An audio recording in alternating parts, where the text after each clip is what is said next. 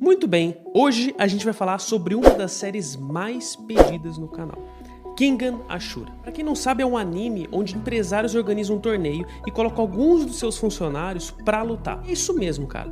Tá lá de boa, trabalhando, e o seu chefe chega pra você e fala o seguinte, ó, você tem uma tarefa extra aí. Você vai sair no soco com os caras só pra garantir seus direitos da empresa, beleza? Beleza.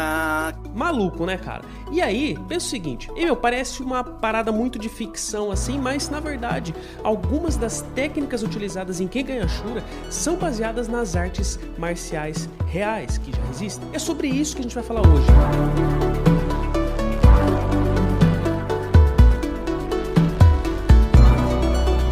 Muita gente, na verdade, pessoal, acha que em algumas obras tudo é criado do zero, mas a realidade é que para a gente garantir que exista algo próximo da nossa realidade, várias coisas são baseadas em algo que já existe. O que acontece é que vários autores pegam trechos de histórias reais, de momentos reais e acabam misturando, criando alguma coisa nova e inovadora. Claro que isso não significa que os estilos sejam criados exclusivamente para as obras, mas como eu já disse, isso explica um pouco das coisas. Então, algumas das técnicas utilizadas em Kengan Ashura são mesclas de duas ou mais modalidades, algumas bem fiéis às originais e outras são totalmente originais da série. E aí você saberia dizer pra mim quais seriam as técnicas reais ou quais seriam as totalmente ficcionais criadas aqui em Kengan Ashura? Se você tá em dúvida, você vai ficar sabendo agora então. Então vamos começar por uma original, o estilo Nico. Ela foi criada exclusivamente por protagonista da série Kengan Ashura, o Oma Tokita. Foi ensinada a ele pelo seu mestre Nico. Daí o nome da técnica. Claro que a gente espera que se alguém tivesse que ter uma técnica original aqui, seria o protagonista dessa série. Dessa mesma forma, fica muito mais fácil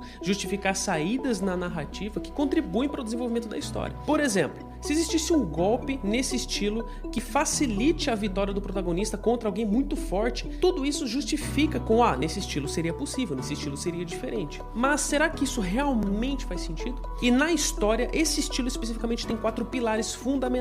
O kata de chama, kata de água, o direcionador do fluxo de poder e o kata de adamantina. Cada um desses fundamentos cumpre uma função específica e quando combinados criam o estilo Nico. O kata de adamantina, por exemplo, consiste em apertar os músculos, em contraí-los até deixá-los firmes o suficiente para propósitos defensivos e ofensivos. Costuma ser utilizado para golpear. Bom, o que a gente pode falar sobre deixar os músculos mais resistentes? Sabemos que quanto mais fibras musculares o cara desenvolve, quanto mais existe o treinamento, quanto mais existe a capacidade física, mais essa capacidade que o indivíduo tem da contração de unidades motoras. Então, se pensarmos nesse sentido, o indivíduo que passou por um treinamento, principalmente de caráter de força, seria capaz, sim, de contrair sua musculatura e deixá-la mais enrijecida, tá? Agora, na realidade, saber se isso realmente seria enrijecido a ponto suficiente para esse cara ficar resistente o suficiente e aguentar várias coisas que daí passam da capacidade da musculatura de aguentar, e a gente já questiona um pouquinho mais. Então, na verdade, é algo que vai depender bastante. O kata do fogo, por exemplo, é focado em movimentos com os pés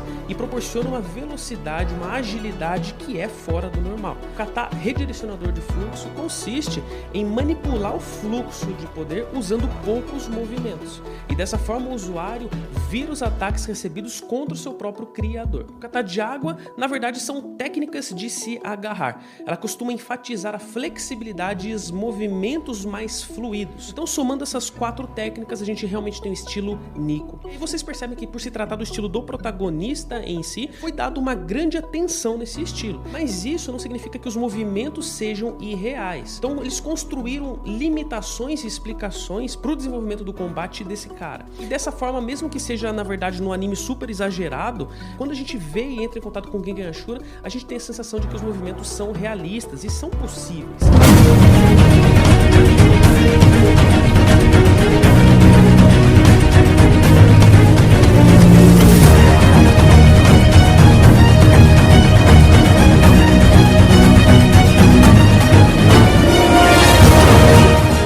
Sabe o que também é totalmente possível? Você clicar aqui e deixar o seu like, você se inscrever nesse canal. Afinal, muitos de vocês assistem os nossos vídeos e não se inscrevem no canal. Então isso é muito importante para nós. Então, se você já clicou, bora para a próxima técnica. A próxima técnica é chamada de Baritsu. Essa é a técnica de Mokishi Robson. Esse cara é descendente de uma família de lutadores, então o cara, na verdade, ele manja muito já, tem isso na família dele. Essa técnica é uma fusão de várias que já existem, de várias reais, como por exemplo o boxe, o jiu-jitsu e o savate, que é o próprio kickboxing francês. Esse estilo basicamente se baseia em socos, defesa de socos, derrubar o adversário, presamento e defesa contra apresamento. Um dos lutadores de MMA, inclusive, se eu não me engano, o Vitor Belfort, ele começou exatamente com alguns estilos parecidos com esse, com o boxe e com o jiu-jitsu, e com isso ele foi muito longe. Com esses estilos ele conseguiu se tornar um lutador completo, tanto para a parte de grappling como no chão, como para a parte de striking, que é o boxe. E aí a gente também tem o estilo do clã Mikazushi. Esse também é totalmente criado para a série especificamente. Só que ainda mais importante que isso,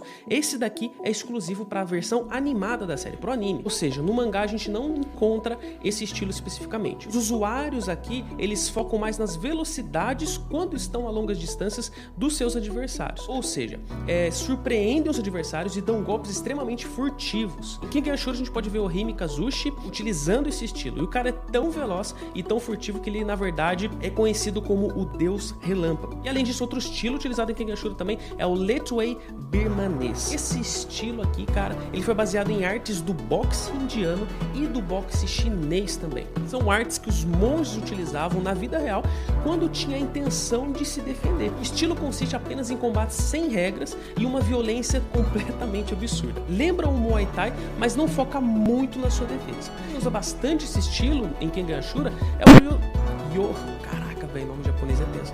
Foda, velho.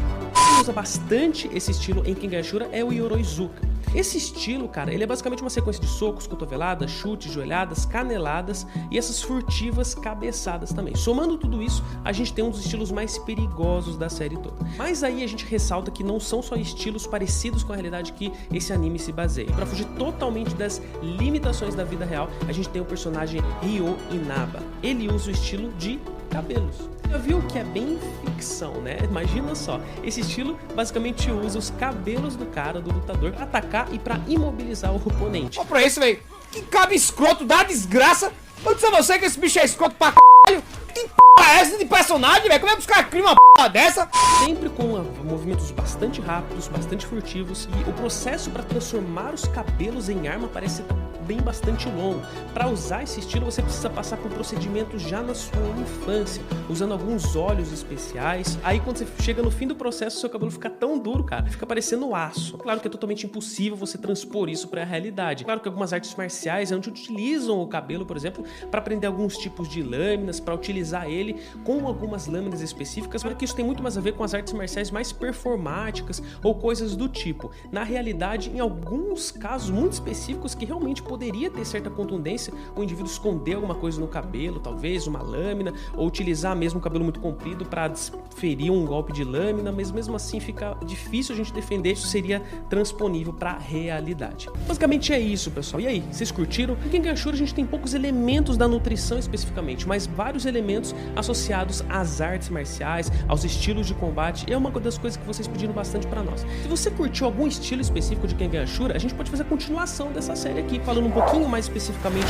sobre estilos específicos, sobre treinamentos específicos também, e também colocando provavelmente aqui alguns artigos científicos para a gente poder comparar se isso realmente faz sentido ou não, se alguns treinamentos poderiam fazer sentido na vida real ou não. Então, obrigado por você que acompanhou até aqui, um grande abraço a todos e até a próxima.